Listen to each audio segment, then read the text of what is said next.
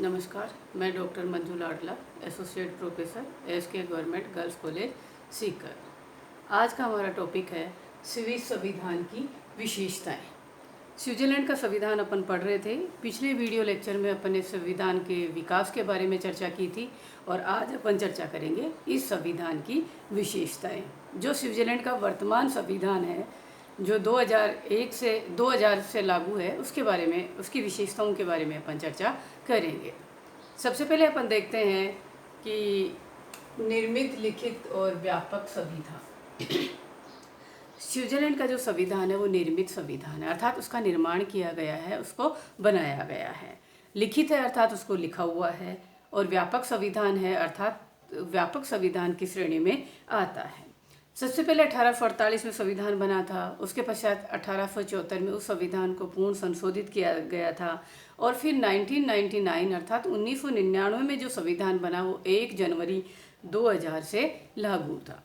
इस संविधान में अगर अपन देखते हैं तो 195 अनुच्छेद और 4 अध्याय इसमें शामिल है, इसलिए ये व्यापक संविधान की श्रेणी में आता है। फिर आता है कि कठोर संविधान। ये संविधान कठोर संविधान की श्रेणी में आता है क्योंकि संविधान संशोधन के लिए विशेष प्रक्रिया अपनानी पड़ती है। संविधान में संशोधन करने का प्रस्ताव संसद के दोनों सदनों द्वारा स्वीकार होना चाहिए और उसके बाद उसका समर्थन मतदाताओं और कैंटीनों के बहुमत से होना चाहिए। तो ये कठोर संविधान की श्रेणी में आता है। संविधान संशोधन के लिए अलग से प्रक्रिया अपनाई गई है। नेक्स्ट आता है संघात्मक शासन व्यवस्था। स्विट्जरलैंड में भी संघात्मक शासन व्यवस्था अपनाई गई है। यहाँ पर अभी वर्तमान में 20 पूर्ण और 6 अर्ध कैंटीन विद्यमान हैं। ये 2 जगह से शासन का संचालन होता है। संघात्मक व्यवस्था के अनुसार एक सेंट्रल लेवल पर, केंद्र के लेवल पर, और एक कैंटीन अर्थात राज्य स्तर पर होता है। दूसरी सबसे बड़ी बात है कि केंद्र और राज्य दोनों के बीच में शक्तियों का विभाजन या वितरण भी किया गया है। हालांकि वहाँ पर अवशिष्ट विषय कैंटीनों को दिए गए हैं। तो स्विट्जरलैंड में भी संघात्मक व्यवस्था है, 2 जगह से शासन का संचालन होता है, दोनों के बीच में शक्तियों का विभाजन या वितरण भी किया गया है। फिर आता है गणतंत्रात्मक शासन। भारत और अमेरिका की तरह स्विट्जरलैंड में भी एक गणतंत्रात्मक देश है। स्विस संघ का जो अध्यक्ष होता है अर्थात जो राष्ट्रपति होता है वो निर्वाचित होता है।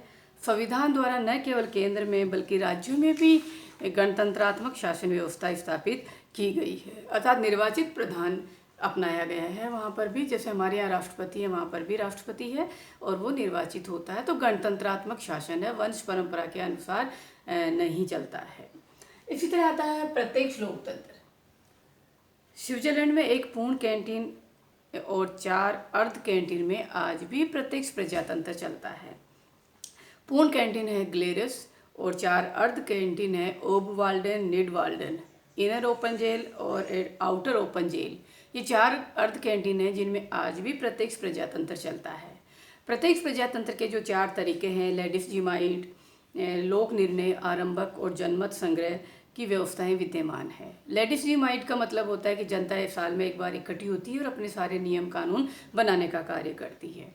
लोक निर्णय में जनता अपने किसी भी विषय के ऊपर निर्णय करती है। आरंभक में जनता कानून बनाने के प्रस्ताव को लाती है और जनमत संग्रह में जनता अपनी राय व्यक्त करती है। तो ये 4 अर्ध कैंटीन और 1 पूर्ण कैंटीन में आज भी प्रत्यक्ष प्रजातंत्र चल रहा है। इसके साथ साथ ही संघीय स्तर पर भी जो देश की जनता है कानून निर्माण में भाग लेती है और व्यवस्थापिका के द्वारा बनाए गए कानूनों को रद्द भी कर सकती है। तो स्विट्जरलैंड प्रत्यक्ष प्रजातंत्र के लिए जाना जाता है। फिर आता है संसदीय और अध्यक्षात्मक शासन व्यवस्थाओं का समन्वय। स्विट्जरलैंड में संसदीय और अध्यक्षात्मक शासन व्यवस्थाओं के गुणों को अपनाया गया है, उसका समन्वय किया गया है, दोनों का मिश्रण पाया जाता है। जैसे संसदीय व्यवस्था की तरह स्विट्जरलैंड में कार्यपालिका और व्यवस्थापिका में संबंध है, लेकिन अध्यक्षात्मक व्यवस्था की तरह कार्यपालिका को व्यवस्थापिका नहीं हटा सकती और व्यवस्थापिका कार्यपालिका को नहीं हटा सकती और कार्यपालिका व्यवस्थापिका को नहीं हटा सकती समय से पहले। तो दोनों का एक तरह से मिश्रण है, संसदात्मक लक्षण भी पाए जाते हैं और अध्यक्षात्मक लक्षण भी पाए जाते हैं। इसके पश्चात आता है कि सम्मान द्विसदनात्मक व्यवस्थापिका, अर्थात स्विट्जरलैंड में जो व्यवस्थापिका है उसके 2 सदन पाए जाते हैं। स्विट्जरलैंड की संसद में प्रतिनिधि सभा और सीनेट, ये 2 सदन पाए जाते हैं, लेकिन एक ऐसा एग्जाम्पल है कि यहाँ दोनों सदन की शक्तियाँ बराबर है। देखिए, जहाँ दो सदन होता है वहाँ एक सदन कमज़ोर होता है, एक शक्तिशाली होता है, लेकिन स्विट्जरलैंड एक ऐसा देश है जहाँ व्यवस्थापिका के दोनों सदनों को बराबर शक्तियाँ दी गई है। प्रतिनिधि सभा और सीनेट दोनों इक्वल हैं, दोनों बराबर हैं। इसी तरह आता है बहुल कार्यपालिका। स्विट्जरलैंड की जो कार्यपालिका है वो भी बहुल है, एक अनोखी कार्यपालिका है और बहुल कार्यपालिका के रूप में स्विट्जरलैंड जाना जाता है।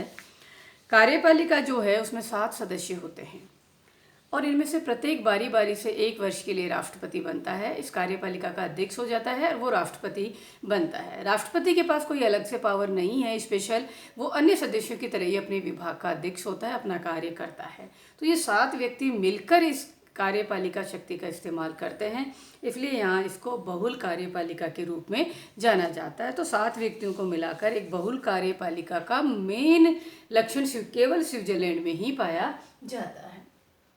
फिर आता है मौलिक अधिकारों की व्यवस्था। जो नया संविधान बना उसमें अनुच्छेद 7 से 36 तक मौलिक अधिकारों का बारे में प्रावधान कर दिए गए। देखिए, इससे पहले भी मौलिक अधिकार थे लेकिन वो एक जगह नहीं थे, ये बिखरे हुए थे संविधान में, कोई कौन से अनुच्छेद में था, कोई कौन से अनुच्छेद में। लेकिन जब 2000 से संविधान लागू हुआ उसमें ये फिक्स कर दिया, अनुच्छेद 7 से 36 तक मौलिक अधिकार है, 37 से 40 तक नागरिकता और राजनीतिक अधिकारों का वर्णन किया गया है और 41 से 43 तक सामाजिक उद्देश्यों का उल्लेख किया गया है। तो मौलिक अधिकारों को ही अलग से संविधान में अनुच्छेद के अंतर्गत डाल दिया गया और वहाँ के नागरिकों को मौलिक अधिकार मिले हुए हैं। फिर आता है संघीय क्षेत्र में न्यायिक पुनरावलोकन का अभाव।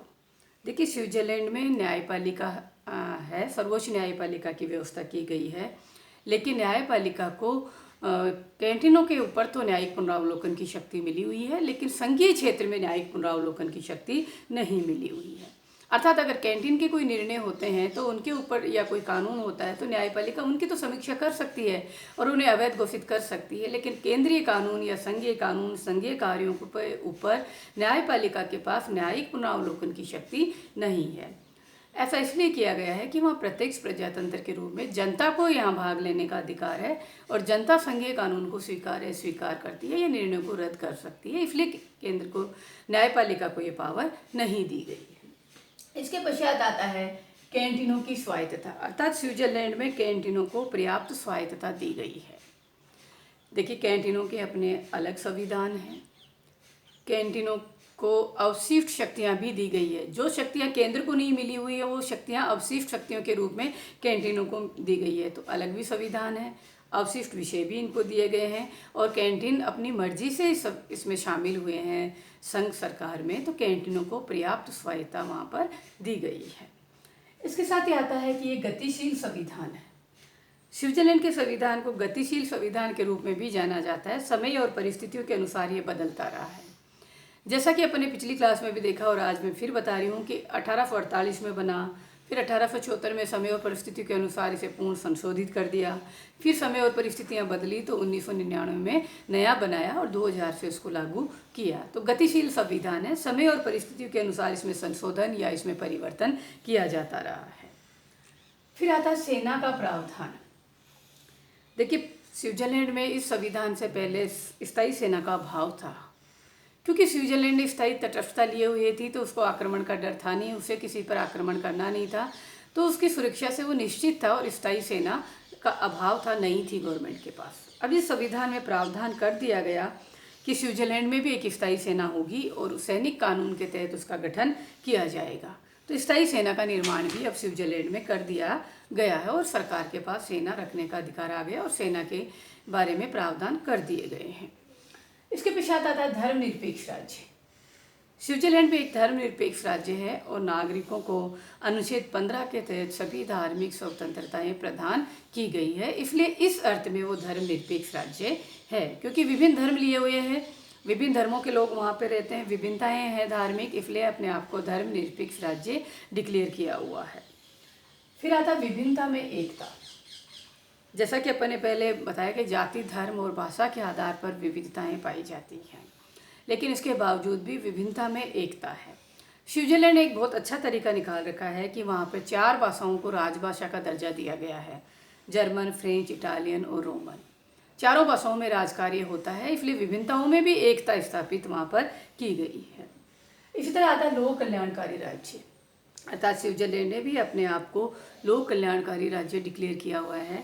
उसका उद्देश्य जनता का ज़्यादा से ज़्यादा कल्याण करना होता है और जनता के कल्याण के लिए ही सारे क्रियाकलाप किए जाते हैं। फिर आता दोहरी नागरिकता। देखिए, संघात्मक व्यवस्था होते हुए भी स्विट्जरलैंड में दोहरी नागरिकता पाई जाती है, एक केंद्र की और एक कैंटीन की। कैंटीन वहाँ के राज्य होते हैं और कुछ जगह तो 3 तरह की नागरिकता होती है। एक कम्यून की नागरिकता भी होती है। कम्यून जो होते हैं स्विट्जरलैंड के स्थानीय स्वशासन की इकाइयाँ होती है, जैसे अपने पंचायत होती है, ग्राम पंचायत होती है, वैसे कम्यून होता है।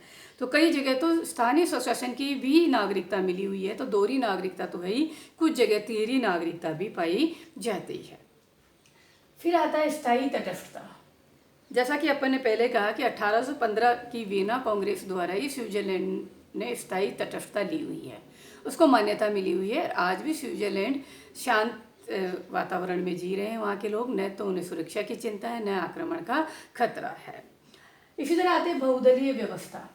स्विट्जरलैंड में छोटे छोटे दल पाए जाते हैं, बहुदलीय व्यवस्था पाई जाती है, क्योंकि वहाँ कैंटीनों छोटे छोटे कैंटीन हैं और कैंटीनों में उनकी शासन व्यवस्था चलती है। तो बहुदलीय व्यवस्था है, छोटे छोटे दल हैं, लेकिन फिर भी बहुत अच्छी तरह से वहाँ की शासन व्यवस्था चली है। और एक और है उदार संविधान, अर्थात संविधान उदारवादी दृष्टिकोण पर आधारित है, अवधारणा पर आधारित है। व्यक्ति को महत्व और आदर दिया जाता है, राज्य व्यक्ति के लिए है, ऐसी सोच के आधार पर वहाँ पर कार्य किया जाता है। इस तरह ये संविधान उदार संविधान की श्रेणी में आता है। धन्यवाद।